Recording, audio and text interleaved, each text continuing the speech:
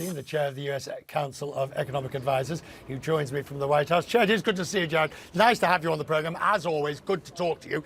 Your problem here is not really necessarily the economics per se, but the perception that the president has presided over high inflation, slowing economy, and the perception of a worsening economy.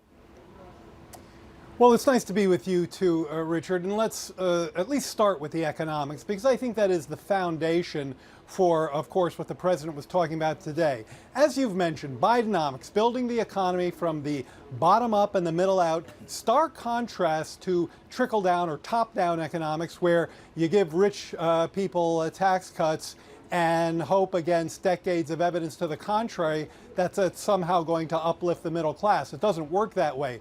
Bidenomics in action, through the pillars the president mentioned, investing in America, empowering and educating workers, promoting more competition, truly is helping. Now, you mentioned inflation.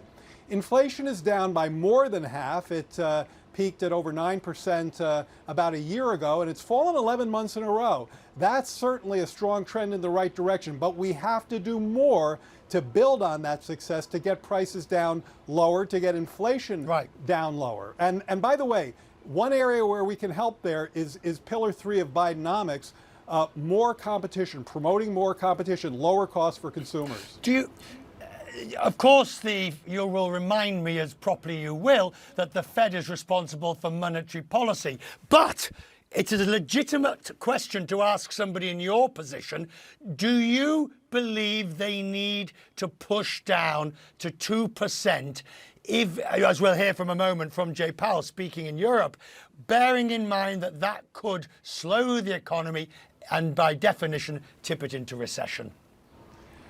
Well, I know you think that's a legitimate question for me, but I'm going to push back on you, because I think one of the best things we can do and have done is continue to provide the Federal Reserve the independence that they need to function. You know as well as I do that historically economies across the globe have been brought to their knees when the independence of the central bank is compromised. The prior administration was much less scrupulous about that than we are. Now, look, I think what matters here from our perspective is doing all we can to help lower costs. I mentioned promoting more competition as pillar 3 of Bidenomics. Well, that does directly mean lowering costs for prescription drugs by allowing Medicare to compete. You know, a lot of people went up against Big Pharma to win that fight. Right. President Biden won it.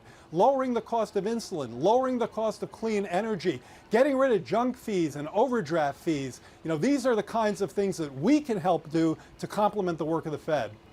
What about on the larger scale, in a sense of macro chips, the legislation necessary, the next round of legislation that will help protect, or at least help promote is a better way, US manufacturers, but at the same time level the playing field against China? How significant is the next steps for that?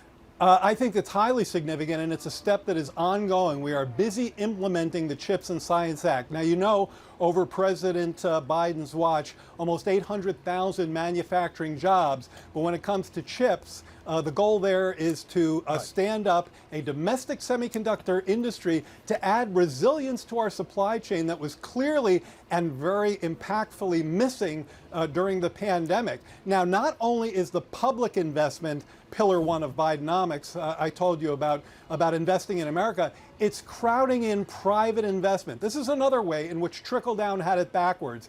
They thought if they did less public investment, they'd get more private investment. What the president said today is they had that backwards. That is, if we do smart public investment, we crowd in private investment, which we have done to the tune of almost $500 billion in the manufacturing sector. Does Bidenomics inevitably involve higher taxes for the wealthier? Well, I'll tell you what it invokes higher taxes for those over 400,000. So yes, for the wealthy, is President Biden's tax agenda, which is very much part of Bidenomics when it comes to financing these actions that we've taken, like the Inflation Reduction Act, which more than pays for itself by injecting real fairness into the tax code, raising taxes on people and the millionaires and billionaires way at the top of the pay scale. And by the way, blocking their ability, something we fought with Republicans on, blocking their ability to evade the taxes that they owe. So finally, Jay Powell, speaking at the ECB forum, you'll have seen the comments. He says, when asked specifically on recession, he says he still sees a slim path to a soft landing.